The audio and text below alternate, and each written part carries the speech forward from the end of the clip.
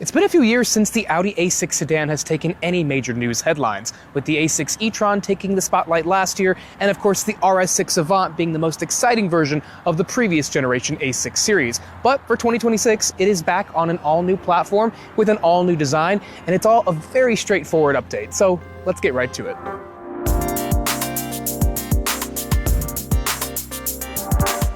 For the 2026 model year, the redesigned A6 TFSI Sedan actually sits alongside the final year of the two wagon versions from the last generation, the Allroad and the RS6. No official word on replacements for those two to align with this generation, but at the press event we got some hints that wagons are still on the table, so stay tuned. Unfortunately, we do know for sure that the A6 e-tron Avant is not coming over here.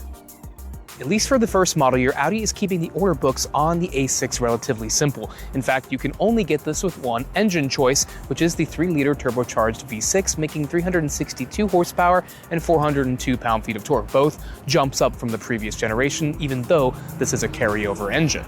Power is sent through a sporty 7-speed dual-clutch automatic transmission and sent to all four wheels via Audi Quattro all-wheel drive. This engine requires premium fuel and lines up in competition with BMW's 540i xDrive, the Mercedes-Benz E450 4MATIC, and the Genesis G80 3.5T. Wheel sizes range from 19 to 21 inches, and there are 3 suspension setups available: a standard fully independent steel suspension, a lowered sport version of that suspension, and a fully adaptive air suspension on this top prestige trim. Like Lexus is doing with its next generation midsize ES sedan, Audi seems to be stuffing this midsizer with features and amenities that used to be reserved for higher priced cars in their lineup, like the A8. For example, soft closing doors, 4-wheel steering, an adaptive air suspension, and more rear seat space. The 9th generation Audi A6 sedan is the most well-equipped and value-oriented A6 of any generation before it. Along with that more powerful standard engine means more standard equipment to justify the price.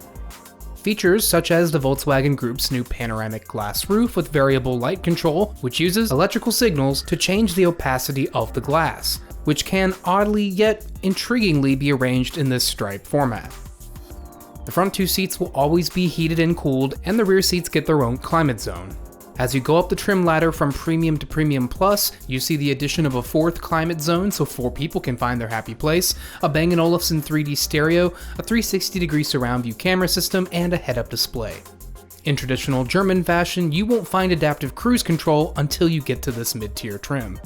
At the top, the Prestige trim gives you the more sophisticated adaptive air suspension, adds headrest speakers to the Bang & Olufsen stereo, which I will say overall is not the best Bang & Olufsen sound system I've heard. The Sport Plus package is only available on this trim, but the S-Line Black Optic package is available on the top 2, but more on the former later. Front seat comfort is excellent in these leather-wrapped chairs. These are the sporty style bucket seats, so there is no traditional standard leather seat. I would like to see massage offered here, but alas, it is not.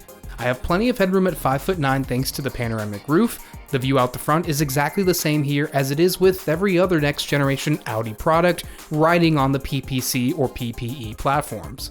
Where the exteriors of this A6 and the electric A6 e-tron differ immensely, you would have a harder time telling them apart from in here.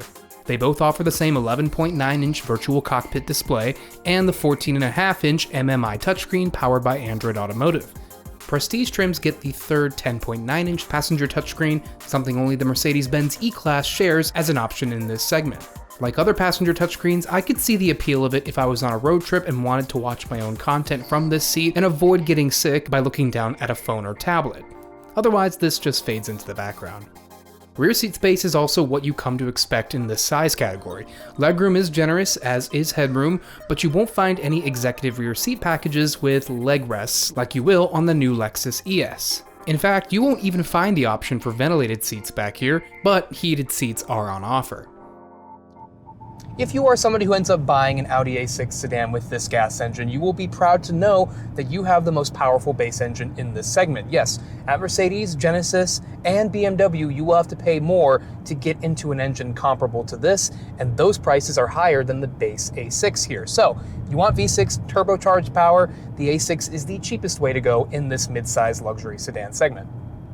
Audi has gone in an interesting direction with this model. They've kind of made it almost like the S6. They really wanted to keep that around, but for this generation in America, we will not be getting a full-on S6 model. And instead, you can get this A6 and load it up with the Sport Plus package, which gives you a lot of hardware and equipment from an S model, but doesn't go quite all the way. So if you go for the top prestige trim like the one I'm in right now, you'll come with a standard adaptive air suspension, but add the Sport Plus package to the prestige trim and you get things like four-wheel steering, as well as a limited slip Audi Sport differential, but you do lose the air suspension. You go back to a steel suspension that is lowered 60 millimeters or so over the standard steel suspension.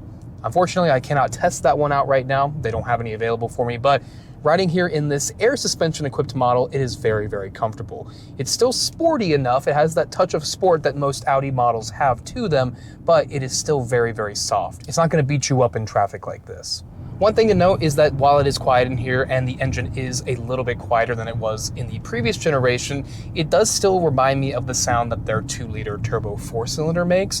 So the fact that the V6 sounds very similar to that is a little bit of a disappointment. I would like to have more of a burly, maybe more executive sounding engine note, but at the end of the day, it's still very quiet. And if that's what people in this segment want, then the A6 certainly delivers. Audi does claim that this cabin is roughly 30% quieter than the last generation thanks to updates in the laminated glass, the acoustic laminated glass, which is fully surrounding you except for the very back windshield on this prestige trim. And Audi says that they actually redesigned how the transmission cogs are shaped so they actually make less noise when they're obviously shifting or when they're spinning. So yeah, sound deadening is something that they took a lot of effort to do here, and it pays off.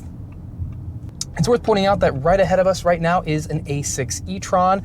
That is the all-electric version of this car. It rides on the PPE platform, whereas this rides on PPC, the C being combustion, the E being electric, which is why that one looks a little bit different, more electric era-esque.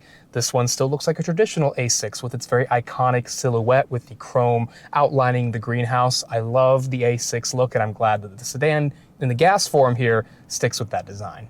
The A6 here, as I've mentioned already, comes standard with their Quattro all-wheel drive system, and this particular version can actually decouple the rear axle from the drivetrain altogether when under light stress or light load or light throttle, if you will, or when you're coasting. So that will increase efficiency over time.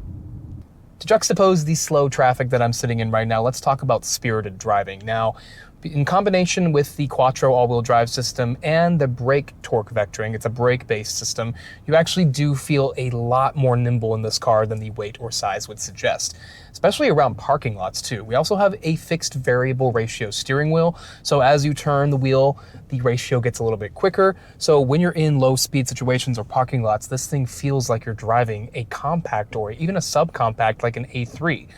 Now with this 7-speed dual clutch automatic, this is borrowed from an S-Line product, so it is on the sportier side. If you like a little bit smoother shifts, a little bit more, mellow shifting, this is not going to be the transmission for you. There are moments, kind of like with the Volkswagens with the 8-speed automatic, that it feels a little bit too sharp for its own good, a little bit too rushed.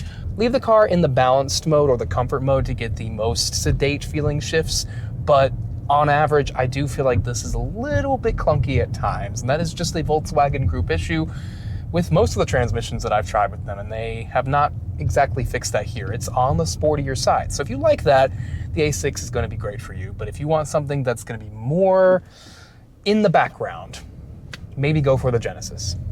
Visibility here in the A6 is also very commendable. There's a good amount of space between the side mirrors and the pillars, the A-pillars, which are actually very thin right here. If I look over my shoulder, I can see a good bit behind me. There are no blind spot camera systems like you'll find in a Genesis G80, but overall, because we have a massive third window back there, that last quarter window, over the right shoulder, visibility is quite good. Now, of course, we do have blind spot monitoring in here, but it's not going to show you what's happening over there.